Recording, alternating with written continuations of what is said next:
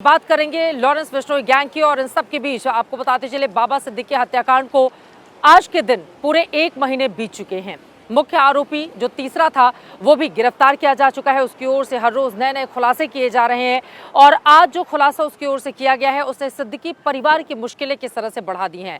Mumbai police के सामने चुनौती अब आगे आने वाले वक्त में कितनी बड़ी और कड़ी है, हम ऐसा इसलिए क्यों कह रहे हैं उसको बताती हुई अब हमारी ये रिपोर्ट देखिए।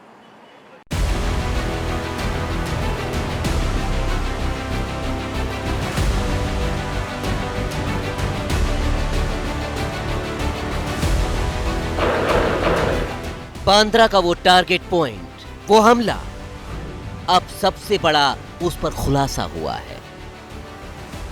निशाने पर बाबा सिद्दीकी और उनके बेटे जीशान दोनों ही थे। जी हां, लेकिन मारे गए बाबा सिद्दीकी।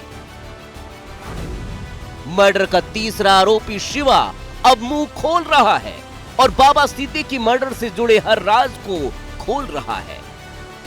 बाबा सिद्दीकी का मर्डर जितना सनसनीखेज है उतना ही सनसनीखेज इस मर्डर से जुड़े खुलासे हैं। पकड़े जाने के बाद हत्या करने वाले तीसरे आरोपी शिव कुमार ने पुलिस के सामने जो कुछ खुलासा किया है उसने बाबा सिद्दीकी परिवार के होश उड़ा दिए हैं। शिव कुमार गौतम उर्फ शिवा के मुताबिक अनमोल बिश्नोई ने उसे बाबा सिद्दीकी या फिर जीशान दोनों में से किसी एक की हत्या की सुपारी दी थी। शिवा के मुताबिक अनमोल बिश्नोई ने कहा था बाबा या फिर जीशान में से जिस टारगेट से सबसे पहले सामना हो उसकी हत्या करनी है।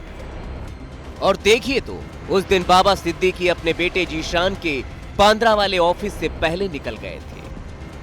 वो अपनी कार के पास पहुंचे ही थे कि हमलावरों ने उन पर ताबड़तोड़ फायरिंग कर उनकी जान ले ली। लेकिन उसके आगे शिव कुमार गौतम ने जो कुछ बताया वो बताता है कि अपराध के लिए भी लॉरेंस गैंग अपने शूटर्स को कैसे तैयार करता है। शिवा के मुताबिक हत्या को लेकर वो डरा हुआ था। ऐसे में विदेश में बैठा अनमोल बिश्नोई ने फोन से उसका मनोबल बढ़ाया। अनमोल बिश्नोई ने कहा कि बाबा सिद्दीकी की हत्या समाज के भले के लिए है और बिना डरे हमला करने को कहा।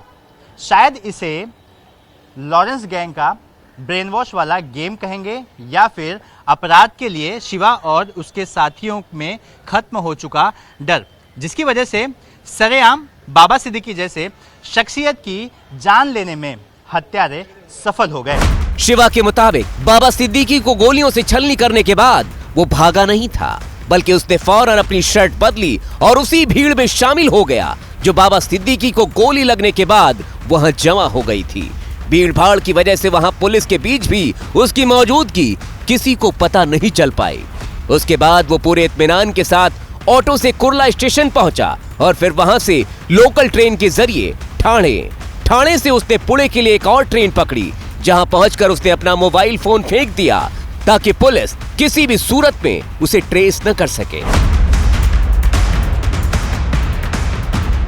समूचा महाराष्ट्र बाबा सिद्दीकी की हत्या से हैरान था और उसी हत्या का आरोपी शिवा उसके बाद भी 7 दिन तक पुणे में रुका।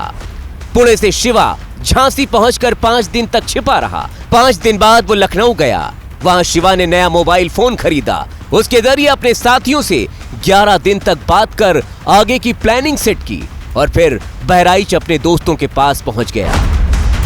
इस दरमियान उसका प्लान उज्जैन और फिर वैष्णो देवी जाने का भी था, जिसके बाद वो विदेश भागने की तैयारी में था, लेकिन ऐसा हो न सका। 21 दिन की कड़ी मशक्कत और शिव कुमार से जुड़े 45 लोगों पर नजर रखने की कोशिश रंग लाई और 10 नवंबर को शिवा पुलिस की जाल में फंस गया।